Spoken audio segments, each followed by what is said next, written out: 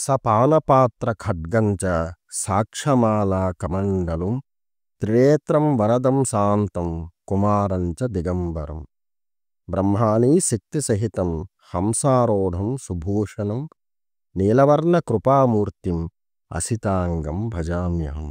శ్రీ గురుభ్యో నమః. సింహి అపరాజిత మహామంత్రాలయం. అహం కమలానందనాథ. మనం భైరవం సిరీస్లో ఉన్నాం. ఈ రోజున అష్టభైరవులకు సంబంధించి మొట్టమొదటి భైరవుడైనటువంటి అసితాంగ భైరవుడి గురించి తెలుసుకుందాం. అసితాంగ భైరవ సాధన దేనికోసం అంటే సాధన ప్రతిపత్తి. అంటే మనం భైరవానికి సంబంధించిన విధులు చెప్పుకోవాలనుకున్నప్పుడు, మంత్రశాస్త్రపరమైన విధులు అభ్యసించాలనుకున్నప్పుడు, సాధనని చక్కగా నిర్వర్తించాలనుకున్నప్పుడు, అంటే మనం చదువుకుంటున్నటువంటి విద్య మాత్రమే కాకుండా అదనంగా మనం మరింత విద్యను గ్రహించడానికి కావలసినటువంటి జ్ఞానశక్తిని ప్రసాదించేటువంటి భైరవుణ్ణి అసితాంగ భైరవుడు అంటారు. ఈ అసితాంగ భైరవుడు నల్లని శరీరవర్ణంలో ఉంటాడు. త్రినేత్రాలు కలిగి ఉంటాడు. 3 నేత్రాలు, 4 భుజాలు కలిగి ఉంటాడు. హంసవాహనం కలిగి ఉంటాడు. ఇక అసితాంగ భైరవుడికి చెప్పబడిన శక్తి బ్రహ్మాణీ శక్తి, బ్రాహ్మి అని చెప్తారు.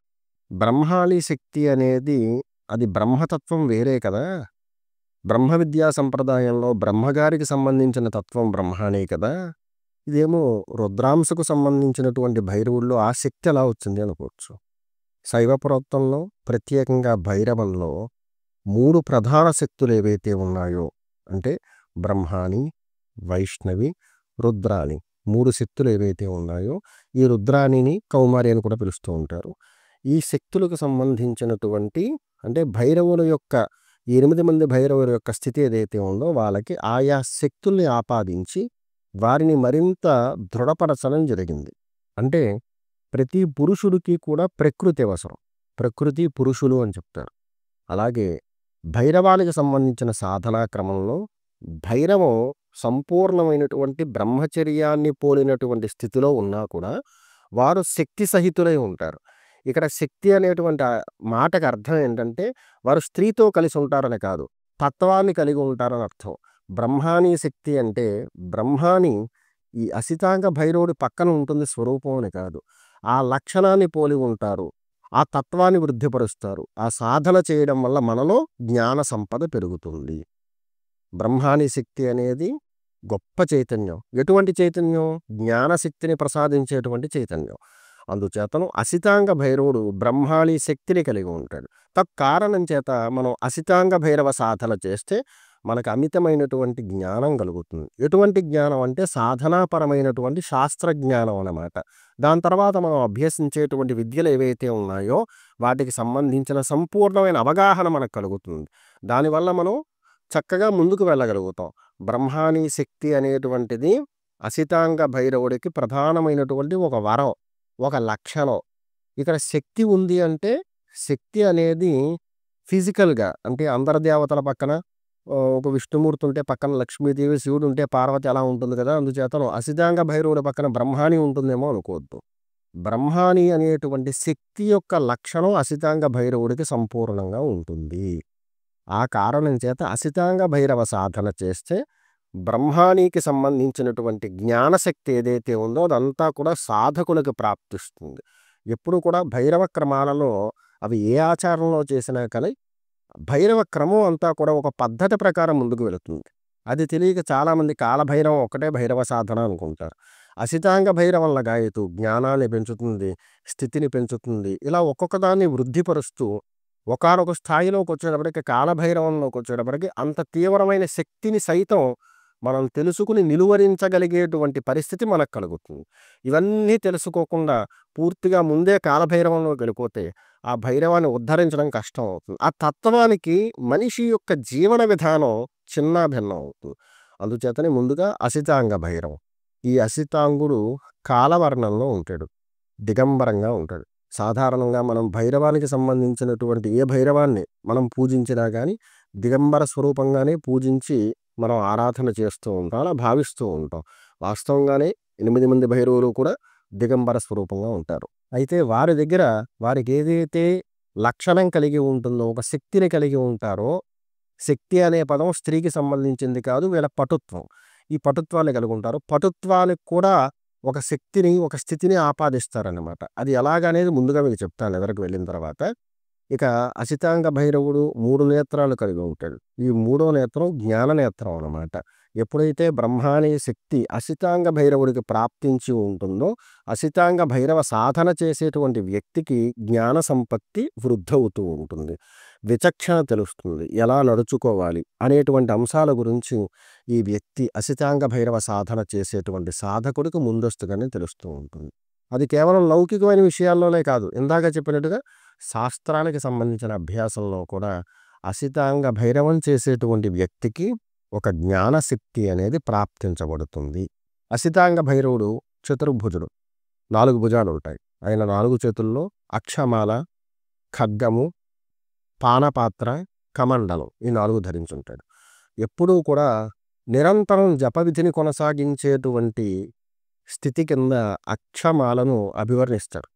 చాలామంది దేవీ దేవతల చేతుల్లో ఉంటాయి. బ్రాహ్మీ శక్తికి కూడా కమండలం, అక్షమాల ఉంటాయి. చెప్పాను కదా, ఇది జ్ఞానాన్ని మరింత పెంపొందించుకోవడానికి కావలసిన సాధనా మార్గానికి ఒక సూచిక అనమాట. అటువంటి సూచన మరలా అసితాంగ భైరవుడి దగ్గర ఉంటుంది. అక్షమాల ధరించి ఉంటాడు. ఎప్పుడూ అంతరాయం లేకుండా నిరంతరంగా జపాన్ని నిర్వర్తించేందుకు ఉపయోగపడేది అక్షమాల. ఈ అక్షమాల, కమండలం ఈ రెండూ కూడా సిద్ధికి, సాధనకి సంకేతాలు. ఇవి ఎప్పుడూ ధరించి ఉంటాడు. ఇక పానపాత్ర అనేది ప్రతి భైరవుడికి కూడా సాధారణంగానే ఉంటుంది. ఖడ్గము ఎవరైతే ఈ మార్గానికి ప్రతిబంధకం కలగజేసేటువంటి వారు ఉంటారో, కేవలం జ్ఞాన సంపద ఒకటే కాదు, నేను దండించగలను కూడా, అటువంటి భయాన్ని సృష్టించగలను అనే దానికి ఉదాహరణ కింద ఖడ్గాన్ని ధరించి ఉంటాడు. అందుచేతనే ఖడ్గాన్ని అసితాంగ భైరవుడు ఎడమ చేత్తో పట్టుకుంటాడు. భైరవుడికి సంబంధించినటువంటి వైదికపరమైన విధుల్లో తర్పణాలని కుడి పక్కకి చేస్తారు, కుడి చేతికి చేస్తారు. వామాచారానికి సంబంధించిన విధుల్లో ఎడమ చేతికి చేస్తూ ఉంటారు. దీనికి అర్థం అదే అన్నమాట. అసితాంగ భైరవుల్ని సంపూర్ణంగా వామాచార పద్ధతుల్లో ఆరాధన చేసే వాళ్ళైతే కనుక ఎడమ చేతిలో ఖడ్గం ఉన్నటువంటి భైరవుని పూజిస్తారు.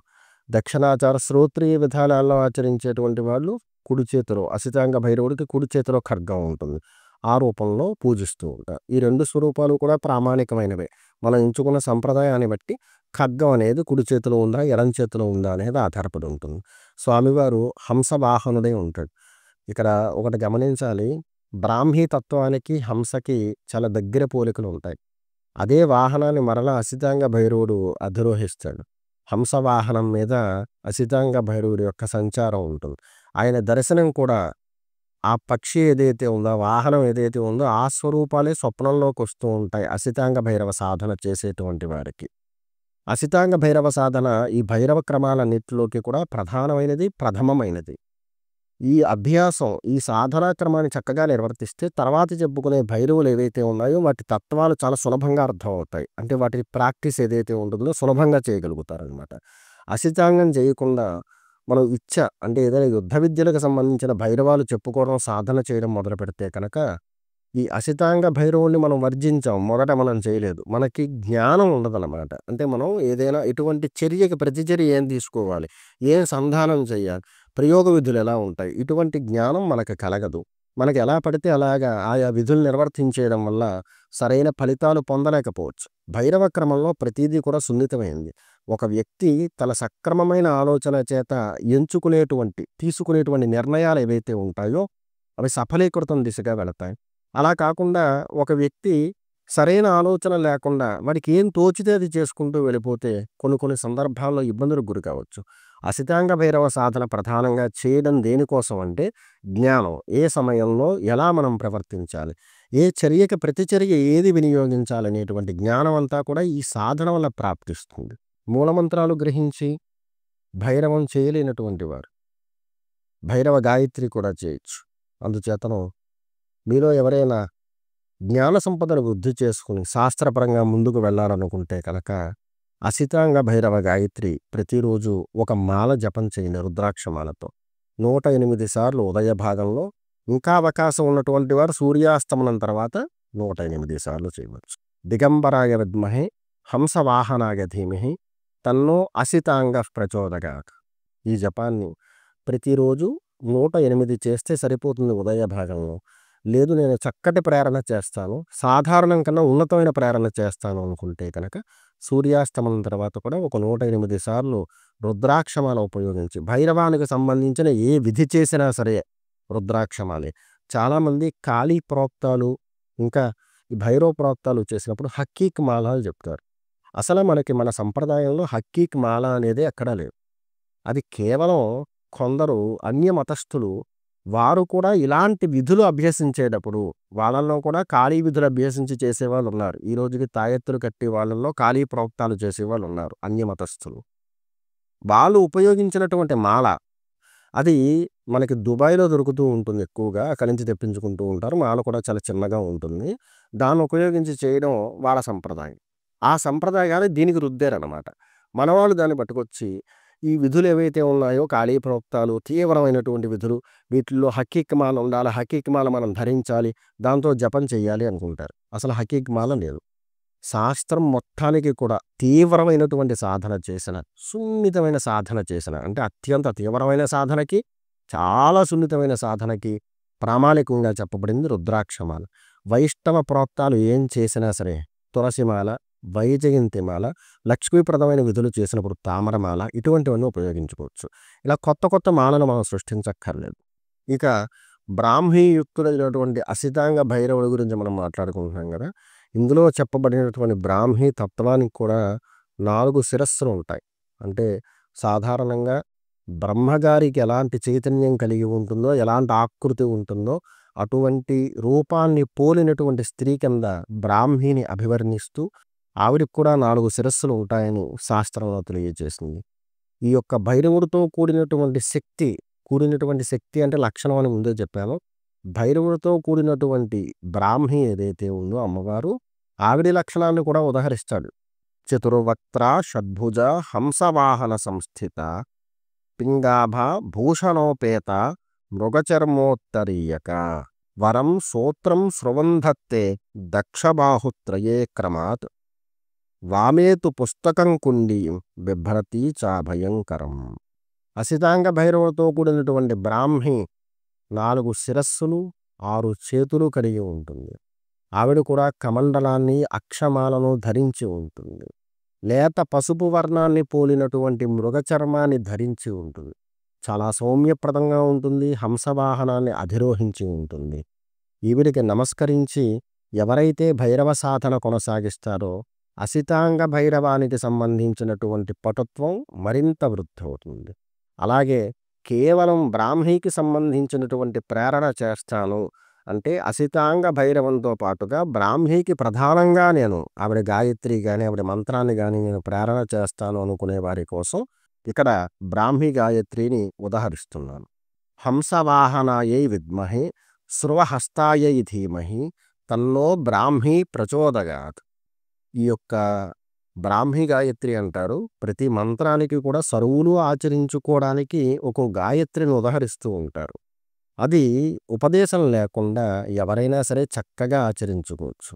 ఆ అవకాశాన్ని మీకు తెలియజేయడం కోసమే ప్రతి మంత్రానికి కూడా ఆయా గాయత్రిలు కూడా మీకు ఉదహరించడం జరుగుతోంది. అసితాంగ భైరవానికి సంబంధించిన విషయాలు మనం అన్నీ తెలుసుకున్న తర్వాత అసితాంగ భైరవ మంత్రం గురించి మాట్లాడుకోవాలి. ఈ కార్యక్రమంలో మొదటి భైరవుడైనటువంటి అష్టభైరవుల్లో మొదటి భైరవుడైనటువంటి అసితాంగ భైరవుడికి సంబంధించిన వివరం అంతా చెప్పాను. సూక్ష్మంగా మీకు అర్థమయ్యేలా చెప్తాను. మనం ఏ మార్గంలో ఉన్నా మన విజయం మన జ్ఞానం మీద ఆధారపడి ఉంటుంది. అటువంటి జ్ఞానం లేకుండా చేసేటువంటి పనులు ఏవైతే ఉంటాయో సఫలీకృతం కావు. మనం ఏ మార్గాన్ని ఎంచుకున్నా, చర్యకు ప్రతిచర్య చేయాలన్నా, క్రియకు ప్రతిక్రియ చేయాలన్నా, ఒక యుద్ధాన్ని సలపాలన్నా జ్ఞానయుక్తంగా తీసుకునేటువంటి నిర్ణయాలే గెలుస్తాయి. అంటే మన బుద్ధిబలం అన్నమాట. ఈ బుద్ధిబలాన్ని పెంచడంలో మొదటి భైరవుడైనటువంటి అసితాంగ భైరవుడికి ప్రధానమైనటువంటి స్థానం కల్పించడం జరిగింది. ఈయనతో కూడినటువంటి శక్తి బ్రహ్మానీ శక్తి. బ్రహ్మానీ శక్తికి ఉన్నటువంటి లక్షణాలన్నీ కూడా అసితాంగ భైరవుడికి ఉంటాయి. అంటే అసితాంగ భైరవ సాధన చేయడం వల్ల మనకి జ్ఞానశక్తి వృద్ధి అవుతుంది. తద్వారా మనం తర్వాత చదువుకునేటువంటి విద్యలు ఏవైతే ఉంటాయో, భైరవాన్ని ఉపయోగించి చేసేటువంటి ప్రయోగ విధులు ఏవైతే ఉంటాయో, సక్రమంగా చేయడానికి కావలసినటువంటి సామర్థ్యం అంతా కూడా లభిస్తుందని అర్థం. ఇది అసితాంగ భైరవుడికి సంబంధించినటువంటి వివరం. ఇక దీనికి సంబంధించినటువంటి ప్రామాణికమైన మంత్రాన్ని కూడా ముందు ముందు తెలియజేస్తాను. ముందు ఈ భైరవునికి సంబంధించినటువంటి విషయ పరంపర ఏదైతే ఉందో, అసలైనటువంటి విషయాలు తెలుసుకున్నాక మంత్రం గురించి మనం ప్రయత్నం చేద్దాం. ఈ యొక్క కార్యక్రమంలో అసితాంగ భైరవుడికి సంబంధించి మరియు బ్రాహ్మీకి సంబంధించినటువంటి గాయత్రి మంత్రాలు చెప్పడం జరిగింది. అవి సర్వులు కూడా ఆచరించవచ్చు. ఈ అసితాంగ భైరవానికి సంబంధించిన గాయత్రి లేదా బ్రాహ్మీ గాయత్రిని ప్రారంభం చేయడానికి ఏదైనా మాస శివరాత్రి, ప్రతి నెల మాస శివరాత్రి అని అమావాస్యకు ముందు రోజు వస్తుంది కదా, ఏదైనా మాస శివరాత్రి రోజున ప్రారంభం చేయవచ్చు. పురుషుడైనా స్త్రీలైనా చేయవచ్చు. స్త్రీలు నెలసరి పరిస్థితుల్లో ఉంటే కనుక ఆయా 5 రోజులు ఏవైతే ఉన్నాయో వర్జించి 6వ రోజు లగాయతూ వారి యొక్క విధానాలు కొనసాగించవచ్చు. ఇది చేయడానికి ప్రత్యేకంగా విగ్రహ స్వరూపాలు ఆపాదించక్కర్లేదు. దీపస్వరూపంగా భైరవ ఆవాహన చేయాలి. ప్రతిరోజు మనం అన్న పదార్థాన్ని నివేదన చేయాలి ఆ దీపాలకి.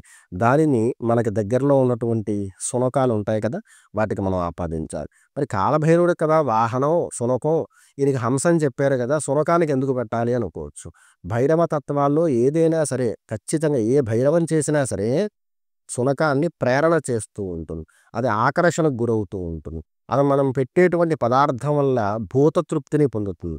అందుచేతను మనం పెట్టినటువంటి నివేదనలో శేషాన్ని, మొత్తం నైవేద్యం అంతా బయట పెట్టకపోయినా శేషాన్నైనా కనీసంగా శునకానికి పెట్టి మనం ఈ విధానాన్ని కొనసాగిస్తూ ఉంటే కనుక మంగళప్రదమైనటువంటి జ్ఞానసిద్ధి కలుగుతుంది అసితాంగ భైరవ సాధన వల్ల. సింహీ అపరాజిత మహామంత్రాలయం. అహం కమలానందనాథ.